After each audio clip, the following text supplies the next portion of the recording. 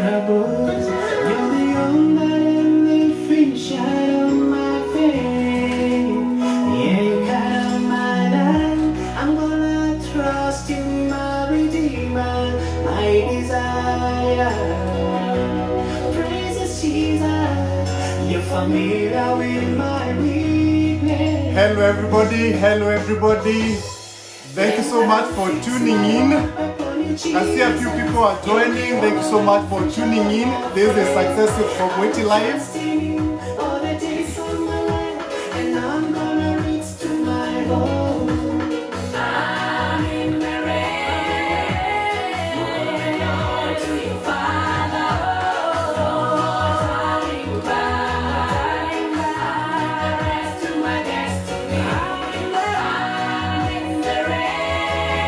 Thank you everybody. Thank you everybody for tuning in today. It's a beautiful Saturday here. This is Success with Bob Mwiti Live. Today I'm gonna give you my story. Alright, how I grew up back in the village in Kenya and how I came to the US as a student. Alright. I've seen a lot of people asking me this question, like how did I end up here? Alright, so today I'm gonna give you that story, alright, of how I grew up back in the village, alright, back in Kenya, at a place called Meru. Okay. I can see a few people are joining. Thanks Alex for joining, thanks for tuning in. I can see Ibrahim. Thank you so much for tuning in, and this is Success with Bob Mwiti Live.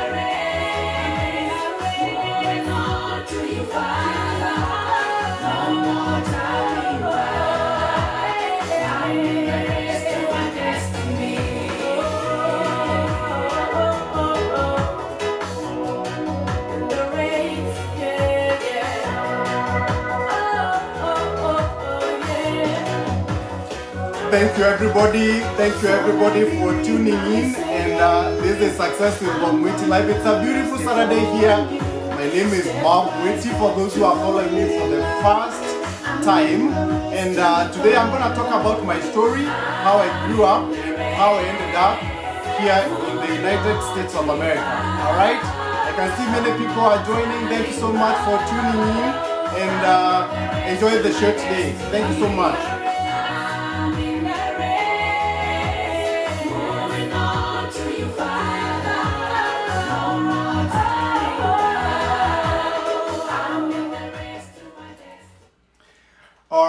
Alright.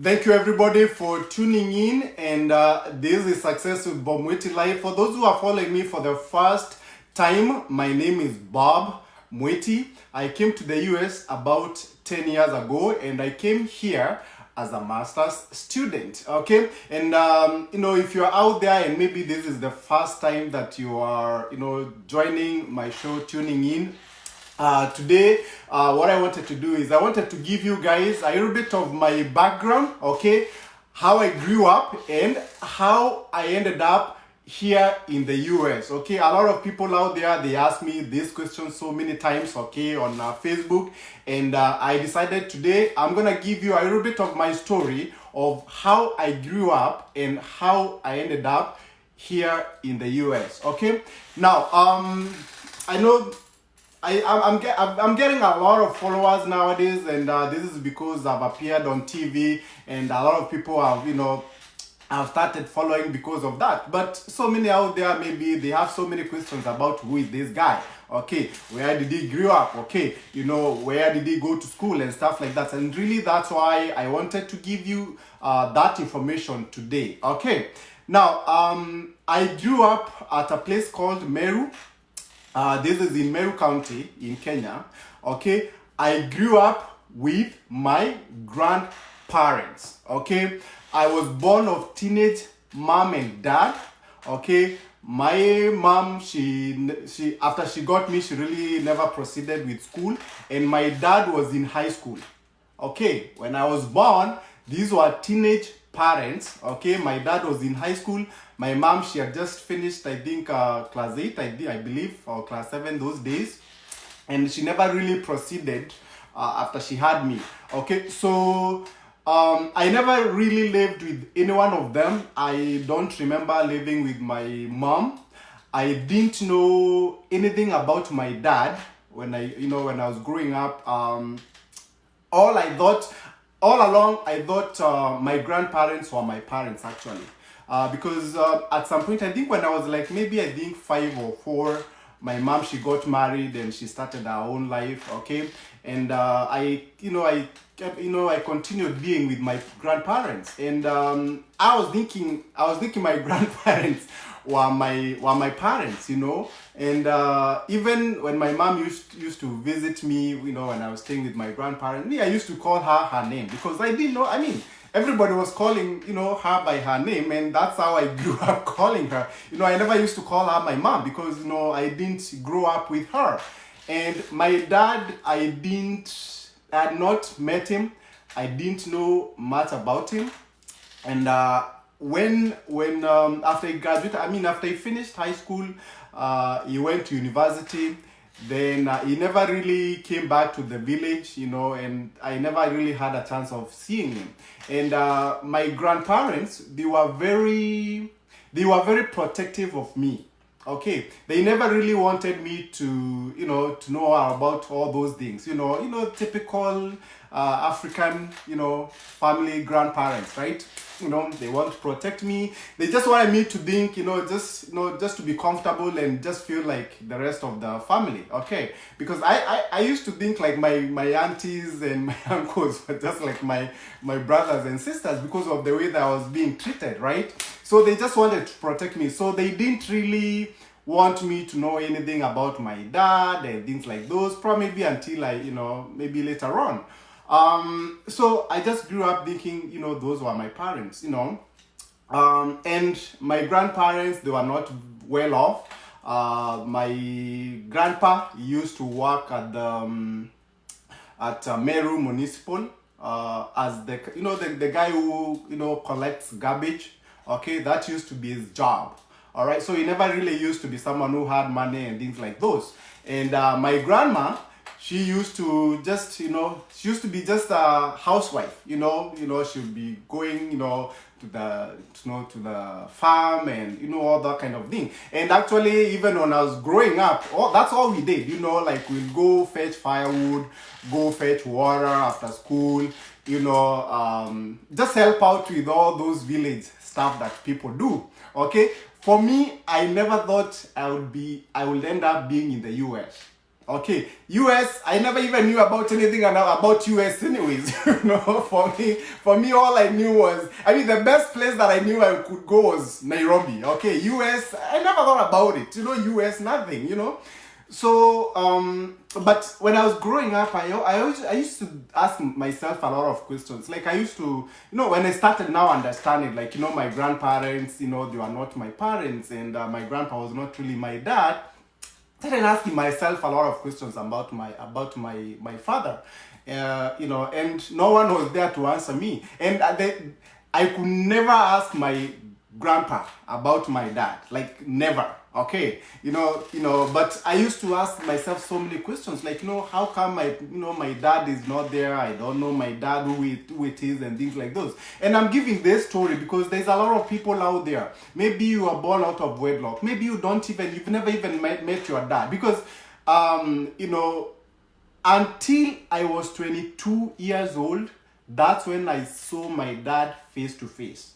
22 years old, all right? All along, I had never seen him. Okay, I had never seen him. 22 years old. All right. Now I'm 30. Okay, so I've known my dad for the last about 15 years. Okay, so there's a lot of people out there who don't really know who their parents are. Okay, so I'm just giving you this this story, so that you feel like it's not just you. There's a lot of people out there just who maybe are like you. They don't know who their parents are. There are so many people out there who grew up with their grandparents. So I'm one of those people, and I grew up doing all kinds of village stuff. I went to the local village primary school, okay, called Gikumene Primary School. In school, I used to do well. You know, I was always among the best students in my class. And until I did KCPE in 1996, but I screwed it up. Okay, and I had to repeat. I think that's a story that I'm gonna talk about that another day.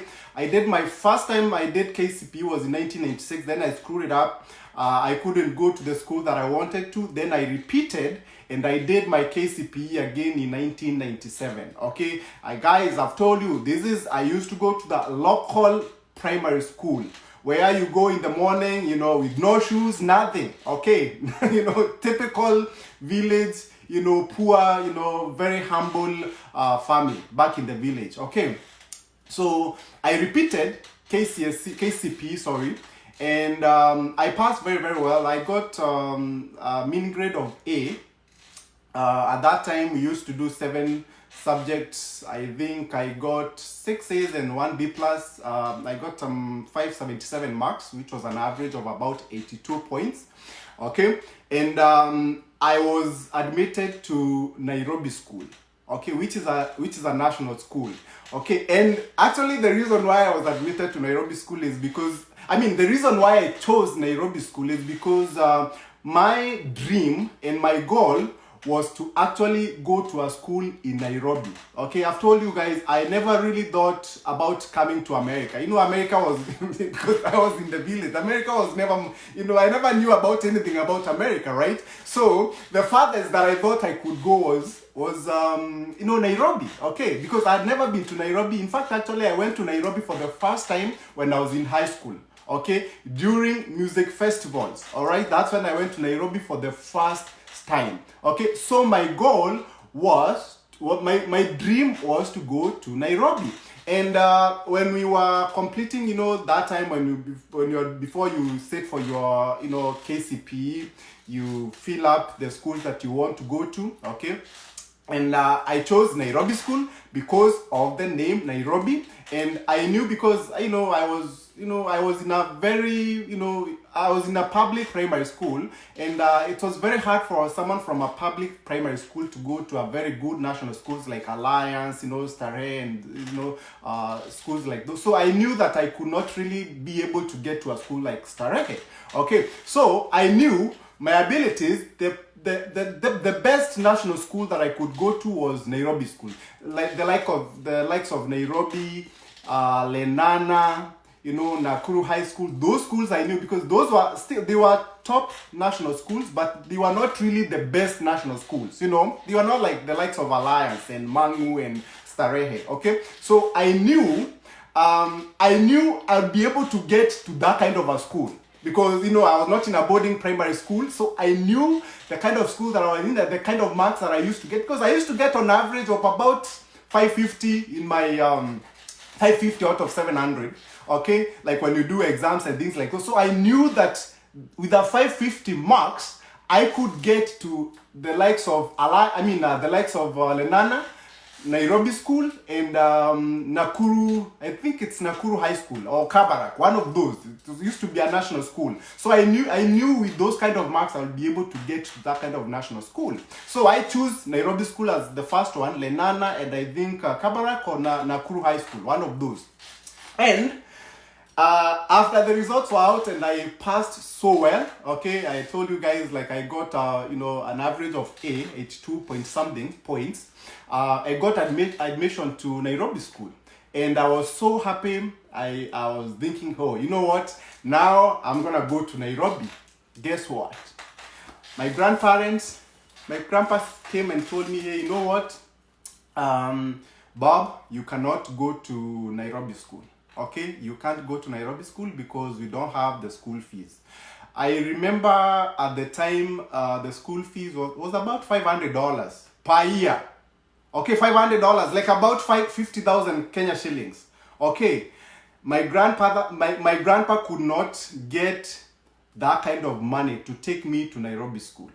Okay, and deep in me, I felt really, really heartbroken. I'm telling you guys, like, I was like, you know what? Now, you know, what is this? I've worked so hard. I get admission to a national school, Nairobi school, okay, which was based in Nairobi, where I really was dreaming of going. And I felt really bad. And I was like, this life is very, very unfair, because here I am, I've passed, but I can't really go to the school that I wanted to go to. And I'm giving this story because I know there's a lot of people out there, you pass and then you're not able to go to the school that you wanted to go. Things like those happen because you don't have the money. Okay.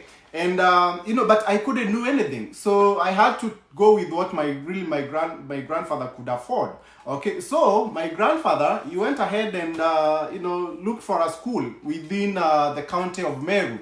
Okay, they asked me, like, which school would you like maybe to go to, and I told him probably maybe you can check out a school called Kobo High School. Okay, it's close to, it's in Meru County. It's a very nice school, one of the top schools in Meru County, even those days and even now. It's a really good school. And he went there and then he talked to the principal, and actually that's how I ended up going to Kobo High School. All right, and I couldn't go to Nairobi school, so I ended up going to Kobo High School. I went there for 4 years, and then I graduated from Kobo High School in 2001. I scored a B+. But even before I got that B+, I think this is also a story that I can tell another day, because at some time I struggled a lot. At Kobo High School, I'd be kicked out of school because of school fees. And stick in there, I would decide not to go home, because every time I used to go home, I'd just go there and stay for like 3 weeks, 2 weeks, 3 weeks with nothing. And, my grandfather could not afford, money to pay, because also still Kobo High School was very expensive. Okay. So, we would be kicked out of school. I'll stay there, okay, until when they catch me, and then that's when I would go home, because I knew that my grandfather could not really afford the school fees. And he sold a lot of his goats, man. Every time I go home, he will just pick one of the goats, and then he would sell it, and then that's how I used to get my school fees. Okay. Now, all along all this time, I didn't know anything about my dad.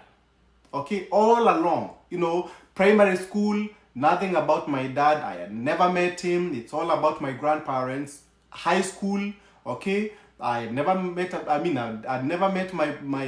my dad. It's all about my grandparents. They're really the ones who used to take care of me. Okay, when I get kicked out of school because of school fees, they'll do anything they could to find money, okay, to take me back to school. All right, my grandpa, he would go and borrow money from his friends, okay, just to make sure that I'm still in school.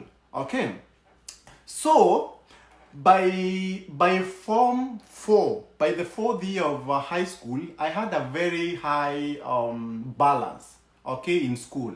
Okay, and those days, I don't know whether it's the same thing even now, but you could not do your Kenya Certificate of Secondary Education if you had the balance. Okay, so there was that chance that I couldn't sit for my KCSE because I had so much balance left,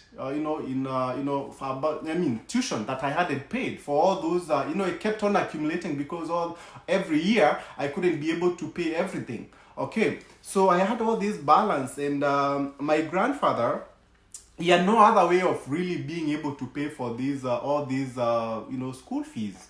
And I think it was almost maybe like 20,000. And those days it was a lot of money. Okay, and that's how after he faced all those challenges now of raising the school fees, that's how he decided now to look for my dad. Okay, now by that time my dad was not in Kenya. Okay, he was not in Kenya. I didn't know about him. I used to hear stories about my dad. When you grow up now, and there's other, young people in the village who will tell you, hey, you know what? Oh, your dad is somewhere, blah, blah, blah. But I didn't know, myself, I didn't know anything about, who he was and things like that. All I knew is from what I used to hear from people. Okay, and like I've told you, my grandpa never really told me about this. He never told me about anything about my dad. Okay, so in Form 4, first, I think it was, yeah, first term of Form 4, because now I couldn't really register for my KCSE because of the balance that I had.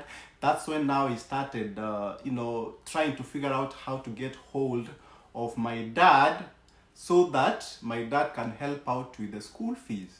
Okay, and that's really how I ended up, knowing about my father. Okay, it's a long story. Okay, maybe this is a story probably maybe I can tell in another day, because this is a story that I think people should should hear. Anyone who is out there who is struggling, with these kind of things, because there's a lot of people out there who don't even know their parents, who don't know their dads, who don't know who their mom is, all those things. Okay, this is why I'm sharing this story to show you that we don't have perfect lives. Okay, we don't have perfect lives. You see, you can see someone like now when they are doing well, they have a good job, maybe they have a they have a good life now, but really what they've gone through in life, okay, sometimes it's good to know that these things happen. So anyways, at that point, that's when my grandfather was able to reach out to my dad. Okay, like I've told you, my dad really was never in Kenya, so he had left Kenya and he had gone to the UK, and that's how he got hold of him. Okay, and that's how my dad came to know about me. Okay, so I was introduced to my dad. Okay, and it was something that I when I remember this, it was very kind of a very emotional thing, because I remember even talking to him for the first time. He called the school telephone, and I went to pick it up at the principal's office, and he talked to me, and we talked about all kinds of things, and it was a very emotional it was very emotional for me, and I think even for him, because this was the first time that we had talked, and I think at that time I was 18. Okay, I was in Form 4. Yeah, I think I was 18 years old by that time. So anyways, so that's how I ended up knowing about my dad. Okay, and from then on, it started taking care of me. All right, it started taking care of me. My life changed completely. Okay, now when I was in high school, I never used to have, like things that, most students have, they used to have, like, for example, students would have a lot of money, when we used to go for outing every weekend, and, students would have money, they go out there and buy, chips, fries, that's what we call them, they will buy all kinds of things, in the marketplace, and I used to have nothing, But now, when my dad came into the picture, I was this kid now in Form 4 who used to have so much, like my life transformed completely. Okay, from someone who used to have nothing, okay, to one of those kids who used to have a lot. Okay, all right, it's unbelievable. Okay, I got like new clothes, new everything, watches, everything. Like my life transformed completely. And even the other students, they started wondering like what's going on? How can someone just transform just like that? Okay, out of nowhere. Because people used to know me like I'm poor. Okay, and all of a sudden, here I am, like I'm one of those kids who have so much, so much pocket money, they have everything. My last year in Form 4, like I had a really good life. And after I finished Form 4, I got a B+, and then I qualified to go to University of Nairobi, and then for a Bachelor of Science degree. Those days it used to take about 2 years before you go to university. So I graduated from high school in 2001. Then I was admitted to University of Nairobi in 2003. But from 2001, so my dad, started telling me that I could actually relocate from Kenya to the UK, because that's where I used to live. Okay, and I started looking for a passport. Okay, by 2002 I had already gotten a passport. I thought when I was finishing fourth form, I was thinking the following year I would be out of Kenya. So I had gotten my passport already, And then I went for the first interview, I think it was 2002, okay, to try to go to the UK. All right, okay, to try to go to the UK. I've told you guys that's where my dad used to be. So but when I went for that visa interview, I was denied. All right. Then again, I tried the same year in 2002. The first time I wanted to go there for a visit, I couldn't. I was denied. Then I tried to go in 2002 before, because like I told you, it used to take 2 years to get to college, okay, to go to university. So after I was denied, I had applied to school there. I think I was supposed to do a Bachelor of Science degree in software engineering, University of London School of Management. And I got admission. I went to the embassy, the UK embassy. Then I was denied again, okay, for a student visa. Then I reapplied again. Same year, I got denied again. So I was like, you know what? I don't think I'm gonna be able to go to the UK. Then after that, in 2003, that's when now, I joined University of Nairobi for a Bachelor of Science degree in Chiromo. And, I went there for like a few months. Then we had a teachers strike, lecturers strike, okay? Those days, there used to be a lot of strikes, okay, for lecturers. I think even nowadays, public universities. And my dad actually told me, you know what, I think it's a good idea, since he could afford, told me like it's a good idea to change to a private university. And also, at the time, actually, I didn't like Bachelor of Science degree at the University of Nairobi. I didn't know what I would become with a Bachelor of Science degree. I thought probably maybe I would end up being a teacher, okay, a science teacher, okay, maybe high school or whatever. So I never really used to like the course, okay. So, when he gave me the option of actually going to a private university, so I was like, okay, that sounds good. So I looked for schools in Nairobi, private universities. I went to Strathmore, I did some interviews, I got accepted to study a Bachelor of Commerce degree. I chose Bachelor of Commerce degree. I was really very interested with business, accounting, things like laws, finance.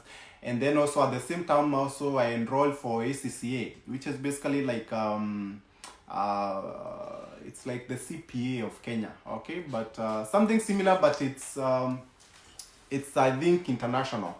All right, so I did that ACCA, and at the same time also I started my BCom in 2004.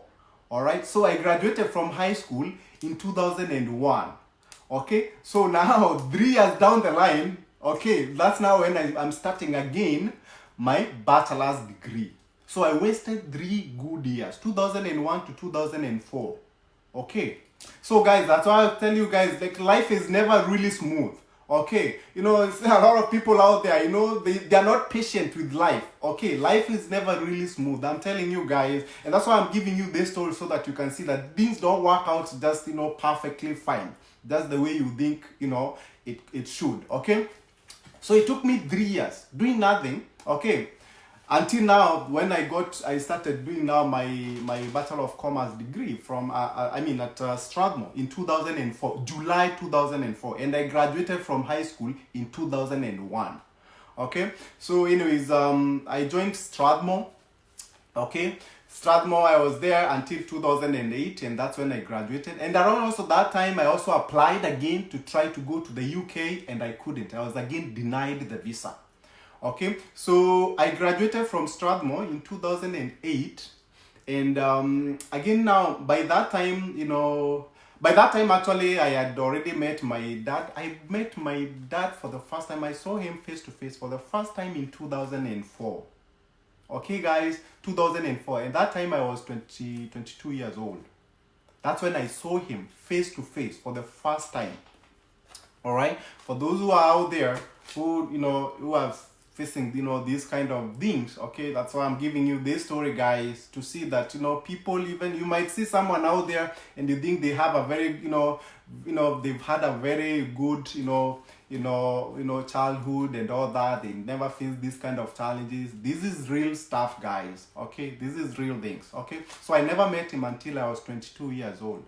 Okay, so anyways, so I graduated from Strathmore University, okay, in 2008, and at that time now, my dad had told me, that I think I should try, coming to the US, because I had tried the UK, nothing was working, and I was like, okay, let me go ahead and try, okay, and I started studying. Oh, really, I didn't really study. I just started doing research and all that, and then I was supposed to sit for my GMAT exam, which is basically like the exams that you do for you to study master's degree here in the US. And I failed that GMAT exam. Okay, because I mean, I was very, I didn't, I was thinking, maybe it's math, it's English, so this is something that I can do. Okay, I didn't study, I didn't even know how long it takes to do that exam. All I knew was this is just English, this is math, and I did it and I failed terribly. Okay, so the schools that I was applying to, they all rejected me.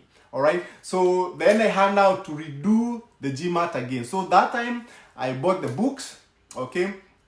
Of course, my dad paid for it for me to sit for the test. I still, by that time I had known the school that I wanted to go to. I had done my own research. I knew what the school really wanted, the kind of score that they really wanted me to have. Okay, and that's all I wanted. I wanted to just get that score, okay, in my GMAT exam. And I studied, knowing that this is really the score that I wanted, and I was actually able to get that score that I needed for me to get acceptance. And I ended up getting accepted to join Indiana University of Pennsylvania. So I graduated in September of 2008. September 2008. Then I think by December I got my first job. Okay, my first full-time job. Before I'd worked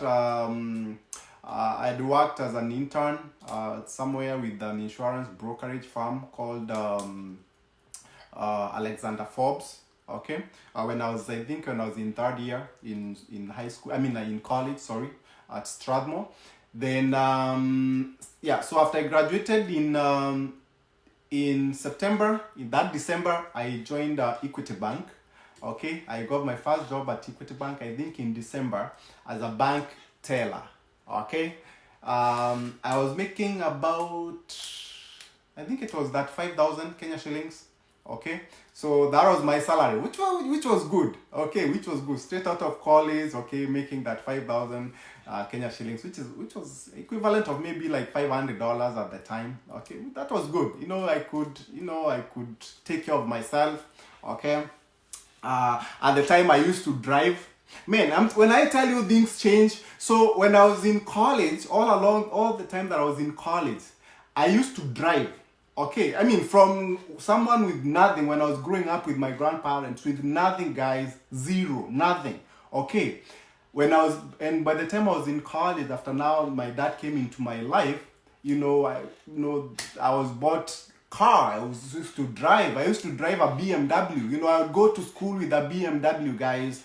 Those who met me at Strathmore, okay, they didn't know about my previous life, like the village life. All they knew was this guy who comes to school with a Mercedes and a BMW. I used to go with a BMW from Monday through Thursday to school. On Friday, I'll run with a Mercedes. Okay, all right. Seriously, this is real stuff. And my life was really transformed. Okay, from nothing to someone who had something. Okay, my life in Strathmore all along, from first year all the way to fourth year, I used to drive to school. Okay, and not just any car, a BMW. Okay, BMW most of the time, some other times a Mercedes. Okay, and I used to live in Lavington. Okay, for those who know where Lavington is. Okay, I used to live in Lavington by myself because my parents they never used to be in Kenya. They used to live in England. I mean, my dad and my other family. So he used to live in England. So pretty much most of the time I used to just be me. Okay, so transformation. I'm telling you, like real transformation, like from nothing, like in the village when I used to live with my grandparents. I've told you guys, I think I've shared this story before. Like the place that I used to live, I used to share accommodation with my grandparents' goats. Seriously, seriously, I used to share accommodation with my grandparents' goats in the village. And here I am, okay, a few years later in college, driving BMWs and Mercedes. Okay? Okay? That's how God can transform you. From someone who never used to know anything about their parents, I never used to know anything about my dad. Nothing. I'd never met him. Nothing. Okay? I didn't even know about my mom. I used to call my mom by her name, guys. Alright? Okay? Me, when I was growing up, I used to think my grandmother was my mom, my grandfather was my dad. Okay, until now I started knowing these things. You know, when you're growing, you start knowing about this. But no one really, they never really told me. I never heard from them. They never told you, okay, this. They never told me like, okay, this is your dad's name is this and this and this. Your mom is this and this and this. No, okay. They just wanted. They were very protective of me. All they wanted is just me to just feel like part of the part of the family. So they never really cared to tell me all those other things. All right. So anyways, so my life transformed. Okay, from the village boy with nothing, okay, to this guy who is in college, okay, driving really nice cars and staying at a very nice place. I used to live in Lavington. Okay, Lavington, guys, alone. Okay. So anyways, so I got admission to Indiana University of Pennsylvania, and then once I got admitted, then I went ahead. I went to apply for the US student visa, and actually this time round, after 8 good years, I was able to get the visa. Okay, the student visa to come here in the US. Okay. Now, I came to the US, of course, as a self-sponsored because my father could afford. Okay, I came as a self-sponsored. I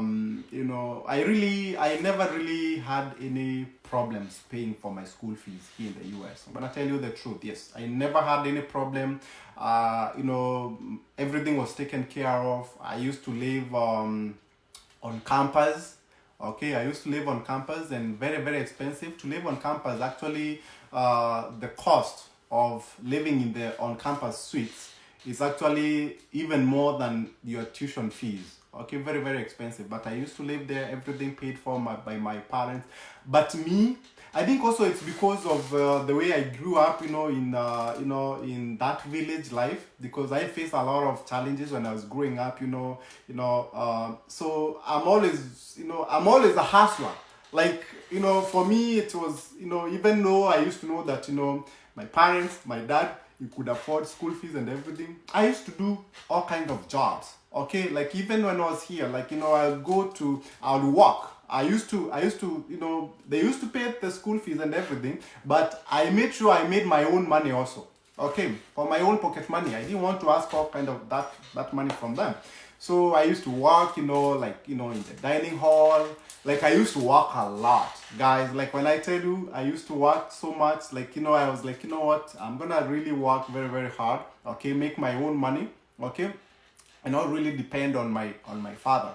All right, so I would work and put in a lot of hours, work in the dining hall, cleaning tables, all those kind of jobs, guys. All right, okay, I can tell you this. I think I was the only student who used to live on campus who used to work, okay, those kind of jobs, dining hall. Those are those jobs where you go there, you work, man, you get out of that place, like in the evening, you go back to your dorm. I'm like smelling, stinking, pizza and all that food and all those things. None of those students who used to live on campus, because they're all of them like well off. Okay, none of them used to do those kind of jobs, guys. I'm telling you. Okay, none of them used to do those kind of jobs. Okay, most of the students who used to work, like, on campus, those kind of jobs, there's students who, who are not well off, who used to live off campus. But here I was living on campus, living in a very nice place. Those suites, I'm telling you guys, we used to pay like more than the school fees. And then I'm doing all these kind of jobs. Like, I used to work a lot. I used to put in so many hours every week. So many hours. Okay, dining hall, tuck shop, working as a graduate assistant. Okay, I really used to work. Okay, because like I've told you, it's because of the way I was brought up. I was brought up in the village. Even though like my dad had all this, I never really wanted to rely on him. Okay, so, and that has been my mantra throughout. Okay, so even after I graduated from college, okay, and I was having all these challenges, even trying to get jobs. I've told you guys, I used to work at Wendy's. Okay, cleaning bathrooms, floors. Okay, all right, because I needed money. Okay, I needed money. I used to sleep. Now, after I graduated from college, I couldn't ask for any money anymore. Okay, I used to, when I graduated, and I was, once you graduate, you are not in college accommodation anymore. I had to find my own accommodation. I went ahead and found, somewhere to stay. It's called studio apartment. Okay, where, it's not like the bed is there, the sitting room is there, the kitchen is there, just one room. Okay, and I used to be there with my girlfriend, and we used to like sleep on the floor. Nothing. Okay, no bed, nothing. So another transformation from living, okay, on campus in very nice suites, okay, very nice suites, to now living, living with nothing. Okay, on the floor, no bed, nothing, just a mattress. Okay, and no job. No job and no money coming in. No job, no money coming in, guys. Okay, so, and I couldn't just sit there and, because if I sit there and do nothing, then how am I gonna eat? Okay, so I started, doing all these jobs, working at Wendy's. And then also I used to ask the caretaker, who used to, the ones who used to own the person who used to take care of the apartments that I used to live. I asked them to give me some work to help out, and you'd give me some money, I would like help out with paint work, fixing things, toilets, all that kind of stuff, and cleaning outside, cutting the grass and things like those. And I used to make extra money on top of what I used to make at Wendy's, doing all the cleaning at Wendy's. Okay, and at the same time also, I used to like, I was looking for opportunities, to look for jobs, because I needed a job. I needed to be here. Me, I was like, you know what? I have to stay in this country. I didn't want to go back. Okay, I was like, I've been given this opportunity, to come to the US. I need to take advantage of that opportunity. So I was all along, even as I was doing all these things, I was looking for opportunity. I was trying to figure out what was other people doing. Okay, what was these other international students doing? All right, and I realized Indians, okay, Indian students, they were all graduating, and they were getting good jobs. Okay, I could hear people were becoming systems analysts somewhere, blah, blah, blah, in New York, in, big companies, okay, working somewhere. And these are the same people that, we were in school with. Okay, and when I looked at the people from my background, like the few African students that I knew in my college, none of them was doing well. None of them I had was, in a nice job and things like those. So, I became curious, okay, because I was struggling, and that's really how they, I asked questions, to some of my friends, Indian friends, and they told me like what I really needed to do, And that's really how I ended up, getting trained, getting into the IT industry. Like I told you guys, I came here to do my MBA. So I really didn't have any IT background at all. Okay, so that's how I ended up getting into the tech industry. I got trained as an Oracle consultant.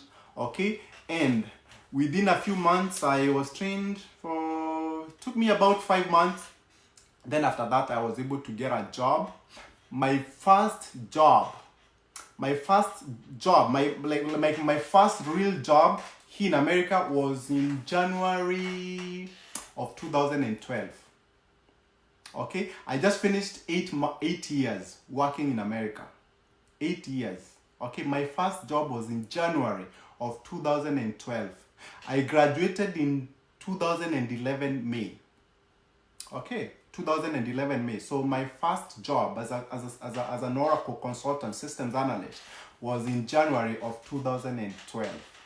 Okay, so I traveled, my first client was in Kansas City.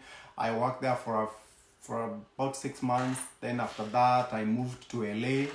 All right. I worked there for a few months. Then I moved to Texas. I worked there for a few months also. Around that same year in 2012. Then 2013, I decided now to change my employer. Okay. By that time already, I had already acquired my my H1B visa. Okay, in 2012 April. So the company who trained me and who got me my first job, they also filed for my H1B visa. Okay, I'm giving you all this story, guys, for those who are coming to the US as students. Okay, all right, please take note of what you need to do. All right. Okay, don't sit there and wait for things to happen, man. You have to be very proactive. I'm telling you, a lot of people, they come to this country and they struggle so much because of lack of information. That's why I'm giving you all these stories. Okay, I'm giving you all, because I've had many people ask me, like, how did you end up in the US, Bob? You've talked about, how you grew up, in the village and things like those. How did you end up in the US? How did you become what you are today? That's why I'm giving you this story, guys. Okay, I'm giving you this story. If you're out there, if you're back in Africa somewhere and you want to come here, okay, that's why even the programs that I'm gonna talk about that also. The programs that I have, the programs that we have in my company, these programs are basically what I try to solve problems that I faced, okay, me personally, when I came here in the US. Okay, this is the problems that I'm trying to solve. Okay, to fix. Okay, problems to do with jobs. How do you get jobs when you graduate? Okay, if you want to get into the tech industry, how do you get into the tech industry? What if you don't have any tech background? How do you get in there? Okay, I've told you guys, like, tech is not all about programming, coding. No. Okay, you can be very, very good. Okay, a very good consultant, okay, in the tech industry without being able to program at all. Okay, I have a business background. I don't know how to program. Okay, I don't know. I can't write a single line of code. I can't. Okay, but I've been a very successful consultant, making really good money. Okay, making really good money. All right, so don't be scared. Don't be scared, guys. Even if you have a business degree, even if you have, you don't have any IT background, even if you don't know how to code, blah, blah, blah, never let that limit you. Never let that limit you. And the good thing with IT is there's a lot of opportunities out there. There's a lot of jobs out there that don't require you to code. A job like a business analyst, a job like maybe a systems analyst, when you focus on just one specific software or skill that you want to know, and then you can just go with that and start implementing. Okay, because that's what really I did. I got trained as an Oracle consultant. Basically, I was trained to be that person who sets up and implements the Oracle system for clients from the front end without doing any programming work. Okay, that's what I was trained. That's what I used to do. Okay, so you can do that. You can become a business analyst. Business analysts, their work is basically to gather the requirements. They go to a client. They understand business processes. Okay, they understand them, they document all that, and then they help out with any implementation that needs to be done. That's their work. Okay, even like the program, that the one that we have where we train you to be a robotics process automation business analyst, it's the same thing. Okay, you learn how to implement robotics process automation technology. Okay, as a business analyst, you are not doing any coding. You are not doing any coding at all, not programming at all. Because I see a lot of our people out there, we fear this thing so much. IT, there's that misconception about IT. Oh, you know what? You have to know how to program. You have to know coding, blah, blah, blah. No, you don't have to.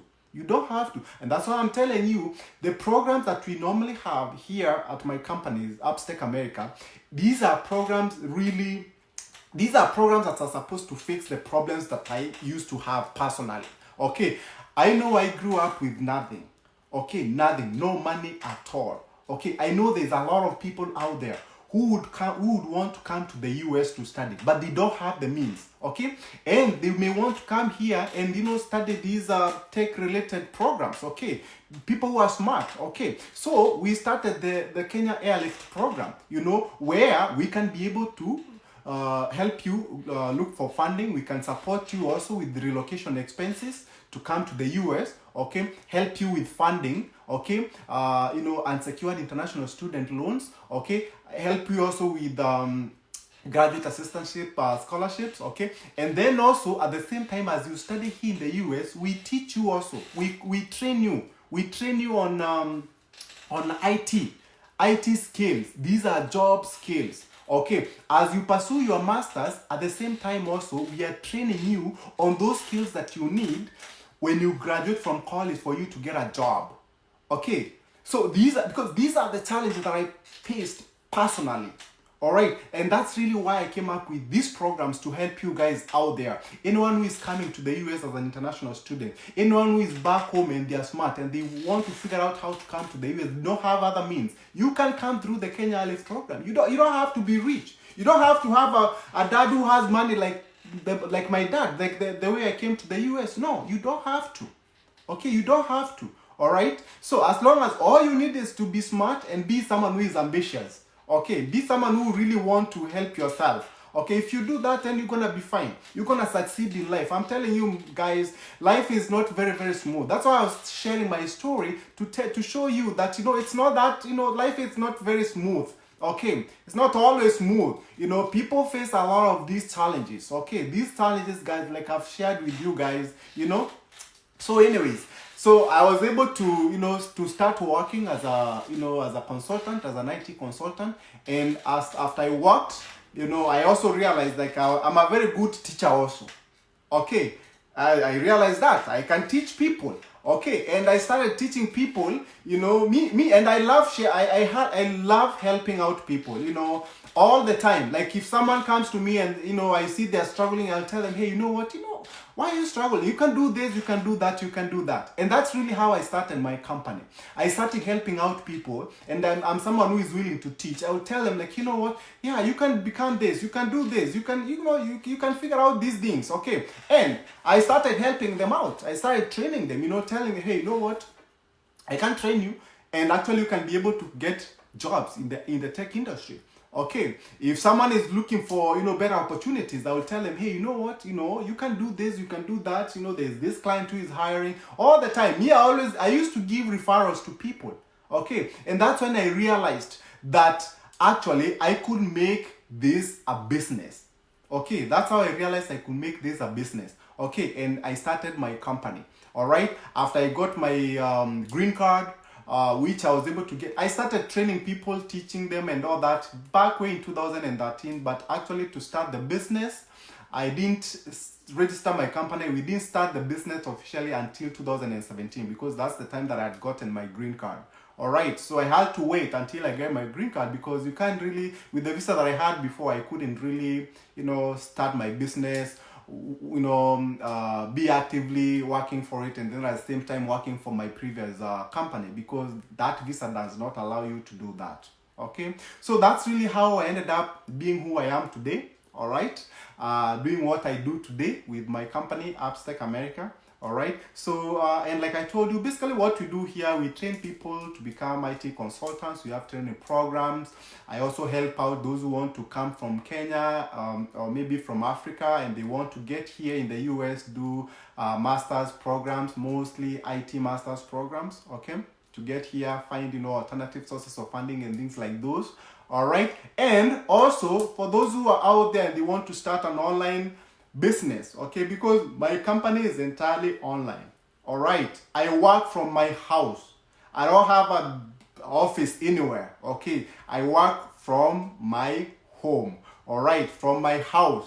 Okay, it's possible, guys. It's possible. But if you really want this, you have to be, you have to be willing to provide value to people, educate people on what they need to know. Okay, because a lot of people, they don't find these opportunities because of lack of information. That's what I always really try to give people out there. Okay, when I have this show, okay, my goal is to give you that valuable information, because I know there's a lot of people out there, you don't know how to start, you don't know where to go, you don't know what to do. I'm here to give you all that information because I faced these challenges, okay? And that's really what my company is all about, okay? To solve people's problems. I'm here to help you guys, all right? I'm here to help you because I know the challenges that I faced myself, okay? Growing up with my grandparents with nothing, coming to this country, graduating, and then not being able to get a very good job, okay?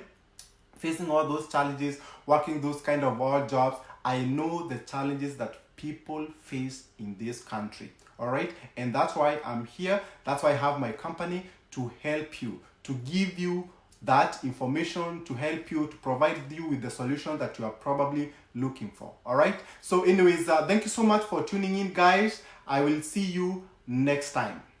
Goodbye.